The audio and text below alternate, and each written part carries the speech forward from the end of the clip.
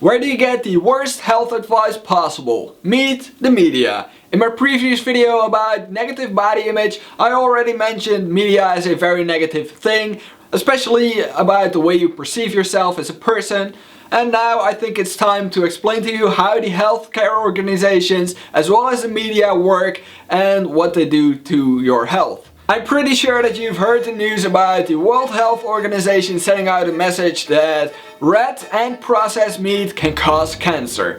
Now, despite the fact that they have sent out a warning about red meat years ago, telling that you should limit the amount of red meat that you take in, their warning about how bad it really is still is extremely mild. Their primary message was that eating 50 grams of processed meat, which really isn't a lot, can increase your risk of getting colorectal cancer by 18%, and it also increases other sorts of cancer. Their main advice now is that you should limit the amount of processed meat and red meat that you eat. However, you could ask yourself the question, why not say that you shouldn't eat it at all, or at least eat it only every now and then, say once or twice a month. There is a pretty logical answer to this, which I came to after thinking about it, and these are the following. First of all, people don't like to change, and even more important, people hate to be told what to do. Jake, there is a deadly substance in there. Phew, thanks Jerome, you saved my life. You're welcome, man, just put it down and don't drink it. Don't tell me what to do!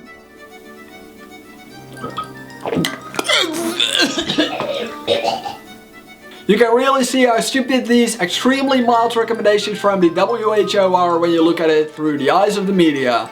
The media downgrades it even further into saying that you should slightly limit the amount of meat that is eaten every day, and that it comes by no means any close to smoking when it comes to causing cancer. Of course not. Smoking is the worst thing that you can do for your health, and it causes cancer, period. However, meat is put in the very same category as cancer causing smoking, so why exactly would you label something that is potentially deadly as not too bad?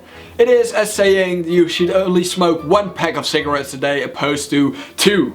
It doesn't make sense. There is no denying in that processed meat and red meat such as sausage, hamburgers, bacon, stuff like that is bad for your health. A funny coincidence, worst is sausage in Dutch and it is pronounced as worst. Ironically, meat is often recommended for the high protein content, zinc, iron and B12. Now, by now you should know that advertising protein as a hard to get, extremely important nutrient is stupid as hell, because literally nobody in the Western world will have a deficiency in protein. Only those in third world countries have this problem, and to be honest, people of those countries don't watch my videos, so it's rather pointless to mention that. More unfortunate is the fact that it is probably the heme iron in red meat and processed meat that is potentially causing the cancer. So saying that you should get iron from meat is like saying you should smoke cigarettes in order to lose weight. It just doesn't add up, and the World Health Organization actually knows this. The advice, as well as the articles written about it by the media, contain as much sugar, if not more, than the average salad in your favorite fast food restaurant. You see what I did there?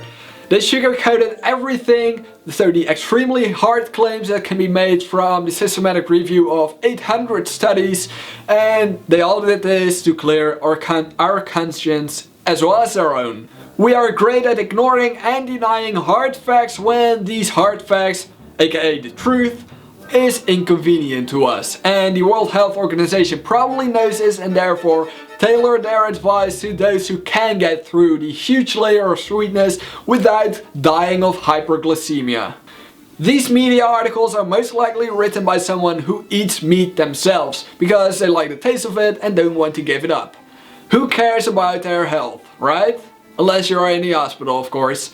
Funny how weak contradicting evidence about the benefits of alcohol use on heart disease prevention is enlarged hugely until it almost reaches the status of a superfood.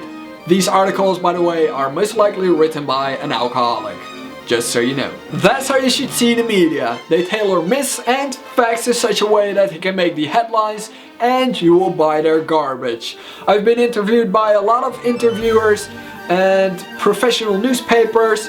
I've been on television, national television 5 times, I can honestly say that they always made a lot of mistakes, from not spelling my name correctly to misrepresenting things that I said, or simply saying things that I didn't say at all. And I can guarantee you that this happens all the time, especially in the health and nutrition department. Let me be clear by saying that I don't think the World Health Organization itself is the bad guy in this story. They probably have a lot of employees with good degrees in communication, and they know how to bring a story. They can't say, or they can't state the blunt truth, because it will scare people away and create distrust in the institute itself.